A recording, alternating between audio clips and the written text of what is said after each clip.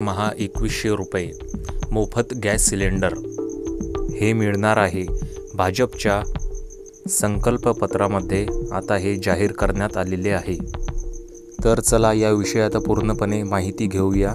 त्याआधी आपल्या यूट्यूब चॅनलला सबस्क्राईब करून द्या, जेणेकरून नवीन अपडेट्स आणि नवीन माहिती आपण सर्वांपर्यंत पोहोचेल आणि या सर्वांचा आपणास फायदा होईल। तर चला व्हिडिओला सुरुवात करूया।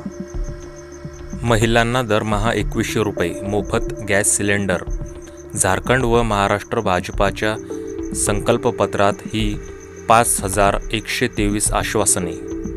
झारखंडची आणि महाराष्ट्राची ही निवडणूक केवळ सरकार बदलण्याची नाही, तर झारखंड व महाराष्ट्राचे भविष्य सुधारण्याची आहे। झारखंड व महाराष्ट्राचे संकल्पपत्र जाहीर करताना अमित शहा असे म्हणाले की आता लाडक्या बहिणीतून 1500 नव्हे तर 2100 रुपये महिन्याला मिळणार आहेत आणि मोफत गॅस सिलेंडर हे सुद्धा मिळणार आहे। केंद्रीय गृहमंत्री अमित शहा यांनी महाराष्ट्रामध्ये आणि झारखंडमध्ये भाजपाचा जाहीरनामा प्रसिद्ध केला आहे। त्याला संकल्पपत्र असे नाव देण्यात आले आहे। त्यावेळी अमित शहा यांनी झारखंड सरकारवर जोरदार हल्ला चढवला आहे। भाजपचे सरकार आल्यास राज्यात 5 लाख लोकांना रोजगार उपलब्ध होईल, असे अमित शहा म्हणाले। हेमंत सोरेन यांच्यावर निशाणा साधत ते हेमंत यांचे वचन समजू नका, असे त्यांनी म्हटले आहे। मी स्वतः येऊन त्याचा हिशोब देईन, असे अमित शहांनी आपल्या भाषणामध्ये सांगितले आहे। तर चला बघूया काय आहे अर्थसंकल्पात। अमित शहा म्हणाले की मला जाहीरनाम्यातील काही ठराव वाचायचे आहेत। प्रथम, माता आणि भगिनींसाठी लाडकी बहीण योजनेच्या माध्यमातून भाजप सरकार आता दर महिन्याच्या 11 तारखेला तुमच्या खात्यामध्ये 1500 नव्हे तर 2100 रुपये टाकेल। आणि समोर येणारे जे रक्षाबंधन किंवा कोणतेही सण आहे त्यामध्ये आता एक गॅस सिलेंडर मोफत दिला जाणार आहे। तसेच बहिणींना सर्वाधिक 500 रुपये दराने गॅस सिलेंडर देण्यात येणार आहे। त्यामुळे कोणाकोणही पैसे घेतल्या जाणार नाही। भाजप सरकारने महिलांना दरवर्षी 25,200 रुपये म्हणजेच महिन्याला 2100 रुपये देण्याचे आश्वासन दिले आहे। 5 वर्षात आम्ही राज्यातील तरुणांशी 5 लाख रोजगार निर्माण करू, हे सुद्धा भाजपचे आश्वासन आहे। महाराष्ट्रातील तरुण कोणत्याही परिस्थितीमध्ये बेरोजगार राहणार नाही, असे आश्वासन सुद्धा त्यांनी आपल्या भाषणामध्ये दिले आहे। त्याचप्रमाणे सरकारी पदांवरील भरती सुमारे 3 वर्षे न्याय पद्धतीने होणार आहे।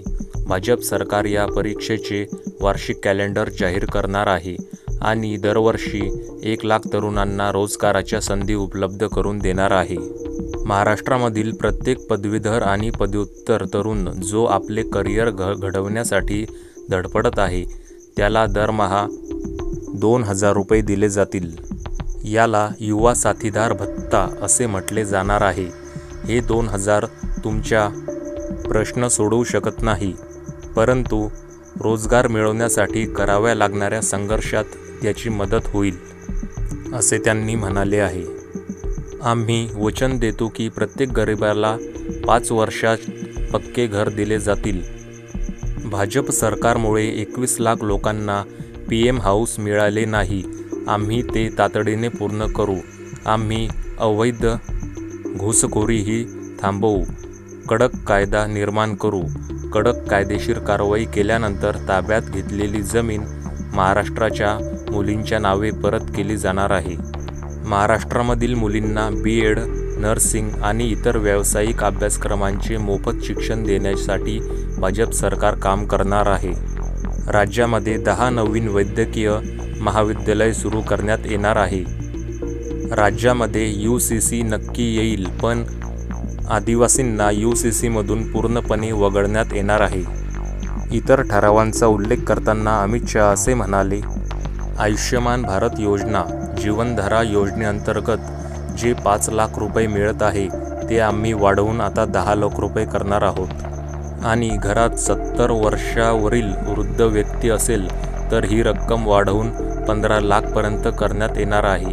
आम्ही CHC व PHC आणि सरकारी रुग्णालयामध्ये 25,000 नवीन खाटा उपलब्ध करून देऊ आणि भारत आघाडीने जेवढा पैसा खाल्ला आहे तो SIT स्थापन करून त्याची पूर्णपणे चौकशी करण्यात येणार आहे.